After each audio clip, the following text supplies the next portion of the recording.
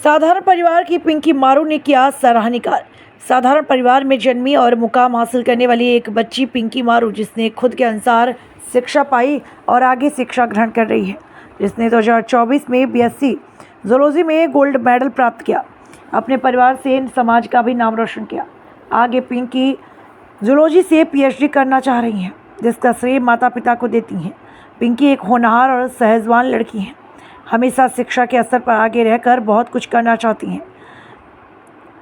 इनके परिवार के लोग बहुत ही साहसिक कार्य कर रहे हैं। पिंकी के पिता रतन लाल मारू एक सामाजिक कार्यकर्ता हैं, जिनका कार्य बहुत ही सराहनीय है। उनका एक ही उद्देश्य है कि बेटियों की शिक्षा को ऊंचे स्तर पर हो।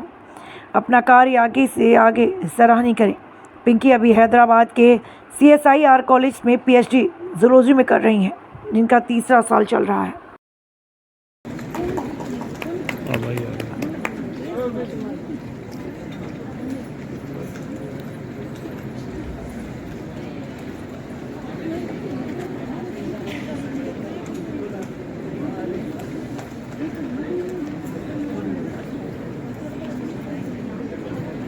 दर्शकों, आप सभी से निवेदन कि बच्चों का उत्साहवर्धन जोरदार तालियों की गड़गड़ाहट से करें।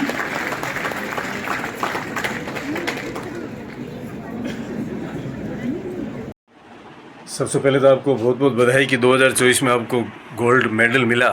तो मैं ये पूछना चाहूँगा पिंकी जी आपसे कि जिस तरह से आपने 10th किया, 11th किया, उसमें जो जो परसेंटेज रही है उसके बारे में थोड़ा बताइए। मेरे 10th में थे 80.83% और 12th में मेरे आए थे 81.8%। और मैंने 12th में मेरा स्ट्रीम था PCM, physics, chemistry and mathematics. तो जिस तरह आपने MSc किया, MSc में आपको जो गोल्ड मेडल मिला, गोल्ड मेडल मिला, क्या आपको उम्मीद थी, आपको आशा थी कि मुझे गोल्ड मेडल मिलेगा? MSc मैंने जियोलॉजी से की है, भूगर्भ विभाग से, डूंगा कॉलेज से। जब पेपर दिया था, पेपर तो अच्छा हुआ था, पर इतनी उम्मीद नहीं थी कि गोल्ड मेडल मिलेगा, क्योंकि MSc तक जो भी आते हैं वो सब अपनी अपनी क्लास के टॉपर रहे हुए होते हैं। उन सबके 12th और 10th में मुझसे भी ज़्यादा परसेंटेज रहता है। जो MSc कर रहा है साइंस से, वो डेफिनेटली एक टॉपर ही होगा, अपने टॉप 10 में तो वो रहा ही होगा। तो सबका सेम ही उम्मीद होता है कि हमें गोल्ड मेडल मिलेगा। तो जब गोल्ड मेडल मिला आपको, जब आपकी क्या प्रतिक्रिया रही और क्या ऐसा क्या अनुभव हुआ आपको, तो वो बताइए। जो जनता देख रही है, जो बच्चियाँ देख रही है, उनको मुझे सबको खुशी होगी। मुझे भी बहुत खुशी हुई जब गोल्ड मेडल मिला। हालांकि मुझे जब मेरे नंबर आए थे तो मेरे 2-3 नंबर कम थे जो फर्स्ट रैंकर थे, तो मैंने अपना रीचेकिंग करवाई थी पेपर की, उसमें मेरे को फिर 3 नंबर बढ़ गए तो मुझे गोल्ड मेडल मिला।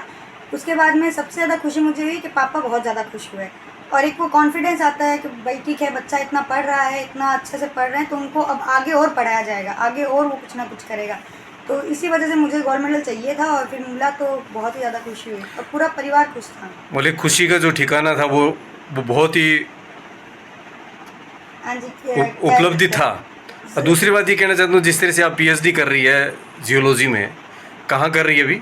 मैं PhD कर रही हूँ हैदराबाद से। CSIR की लैब है, CSIR NGRI, national geophysical research institute. तो जियोलॉजी करने के बाद आगे क्या विचार है आपका करने का? अभी तो मेरा विचार PhD करने का ही है। अभी मैं 2.5 ईयर हो गए मुझे PhD में। PhD कंप्लीट करेंगे। PhD के बाद में सर्कमस्टेंसेस पे है, बाकी मैं पोस्ट डॉक करना चाहूँगी PhD के बाद में और आगे रिसर्च में ही रहना चाहूँगी। तो जिस तरह से आपने ये अनुभव लिया, मतलब अनुभव लेती आ रही हैं यार, बहुत कुछ कर रही हैं। जिस तरह से कुछ ऐसी बालिकाएं हैं जो कुछ करना चाहती है, लेकिन आज का जो माहौल देखा जाता है जिसके अंदर क्या है कि बच्ची थोड़ा सा भी ग्रोथ कर लेती है, ग्रेजुएशन कर लेती है, तो परिवार को लगता है कि इसकी शादी कर दी जाए। तो शादी में उत्पन्नता ऐसी उत्पन्न होती है कि बच्ची बहुत कुछ करना चाहती है लेकिन कर नहीं पाती। तो उसके बारे में आप क्या कहेंगे? वो तो देखो होता है, मैं ये नहीं कहूँगी कि लड़के का आसान होता है, दोनों का ही शादी के बाद में बदलता है, क्योंकि शादी में जिम्मेदारी आती है और सबको मालूम है लड़कियों पे आती ही है। तो बस उनके मम्मी पापा से कहना चाहूँगी, लड़कियाँ पढ़ लेती हैं, लड़कियों को पढ़ाना चाहिए। आप खुद बैठना भी नहीं पड़ेगा लड़कियों के लिए, लड़कियों को बस छूट देनी होती है।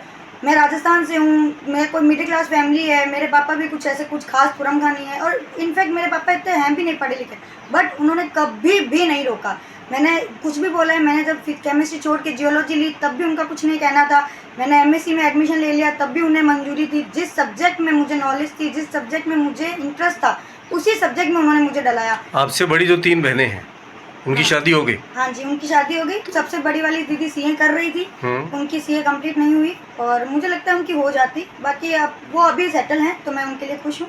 सेकंड वाली दीदी ने अपना UG पूरा कंप्लीट किया है और उससे छोटी वाली दीदी अभी PBM में करंट भी वर्किंग है करंटली। तो वो इसीलिए क्योंकि उनके अब ससुराल भी उन्हीं के लिए ऐसा ढूंढा गया है और उनका वो मिल गया। अब जैसे मेरा है, मेरा रिसर्च फील्ड है, तो रिसर्च में आप शादी थोड़ा टाइम लगता है। और जैसे अब ऐसा नहीं है कि रिश्तेदार नहीं बोलते, रिश्तेदार आते हैं, रिश्तेदार बहुत बोलते हैं कि आपकी बेटी बड़ी होगी, आप शादी कब कराएंगे, मारू जी शादी करवा दीजिए। पापा का एक ही होता है कि मेरी बेटी अभी छोटी है, तो वो छोटी है, वो छोटी बना के रखना और वो उतनी छूट देना कर सब सकते हैं, पर छूट देना पिंकी, चाहिए। जिस तरह छूट की बात चली है तो ठीक है, परिवार वाले छूट भी दी जाती है, लेकिन आज के जो माहौल को देखते हुए भी परिवार वालों को सोचना पड़ता है कि क्या पता बच्ची को आगे पढ़ाएं या नहीं पढ़ाएं। तो उसके बारे में क्या है विचार आपका? वो छूट भी माता पिता क्यों चिंतित होते हैं? क्योंकि उनको तसल्ली नहीं होती है। आप तसल्ली कब आएंगे? जब आपके 10वीं में 82% है, 82-83%। नहीं, तसल्ली आ जाती है। मैं जो करना चाहता हूँ कि तसल्ली भी आ जाती है, सब कुछ होता है, लेकिन जब बच्ची को थोड़ा सा बाहर निकाल दिया जाता है तो कुछ ऐसी परिस्थितियाँ या स्थिति भी हो जाती है कि बच्चे घर वाले हैं वो बहुत मेहनत करने के बाद उनको पढ़ाते हैं लिखाते हैं, लेकिन कुछ ऐसे माहौल बन जाते हैं जो कि बच्चियों बड़ी होकर के साथ रह कर के अपने में ऐसे समय को क्रिएट कर लेती है। तो उस समय क्या स्थिति होगी माता पिता की? देखो, उस समय अब सिक्के के दो पहलू हर समय होते हैं। आप हर समय ये सही तो नहीं कर सकते कि हर इंसान ही सही करेगा। आप जो कर सकते हैं, अभी माता पिता क्या कर सकते हैं, वो छूट दे सकते हैं। जैसे मेरी मम्मी पापा ने मुझे दी तो मैं आगे बढ़ी, अब मेरी भतीजियाँ हैं, उनको भी छूट मिल रही है। मुझे बिल्कुल यकीन है, मैं सब लोग बोलते हैं मेरी तरफ वो बढ़ेंगी। अब अगर लड़कियाँ वहाँ बाहर जाके, लड़कियाँ क्या लड़के भी करते हैं, लड़कों को थोड़ा कम गिना जाता है कि भाई लड़कों ने छूट कर दी है, और वो है ये लड़कों की गलती नहीं है, ये हमारे वो समाज नहीं, पढ़ लिख करके अच्छा हो जाता है, उसके बाद वो बाहर जाके लव मैरिज कर लेती है, शादियां कर लेती है। उस समय परिवार को किन परिस्थितियों से गुजरना पड़ता है? शादी में तो देखो, मेरा शादी को लेके बहुत ही अलग ख्याल है।